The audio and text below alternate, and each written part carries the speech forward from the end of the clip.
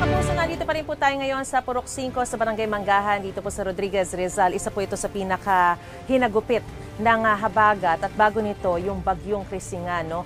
Umabot ng hanggang lampas tao yung baha rito sa isang bahagi ng kanilang barangay dahil nga po umapaw yung tubig dito sa Manggahan River dito sa kanilang riprap, papasok dun sa kanilang mga tahanan. Kaya naman talagang yung kanilang mga tahanan talagang binaha ng husto. Aabot sa mahigit 500 mga pamilya ang apektado po rito. Sa ngayon ay nailikas na po yung 341 families o 1,491 na individual at nasa mga evacuation center na po. Pero sa ngayon nakikita natin marami sa mga padre de pamilya ang naiiwan dito sa kanilang mga tahanan. Binabantayan yung kanilang mga ari-arian at syempre nagsisimula na silang maglimas ng mga tubig, mga putik na naiwan dahil nung humupa na yung baha, naiwan ang sangkatutak na putik na kailangan po nilang linisin ngayon para makabalik naman yung kanilang mga pamilya, no, yung mga anak at mga may bahay.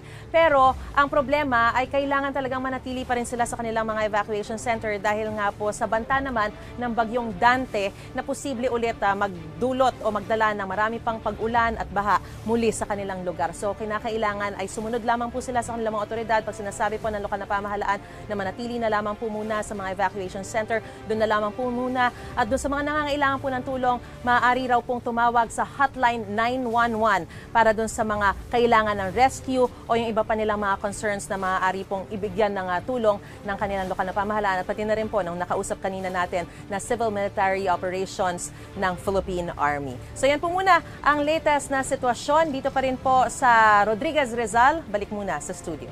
Mga kapuso, tumutok lang po sa mga ulat ng unang balita para laging una ka. Mag-subscribe na sa GMA Integrated News sa YouTube.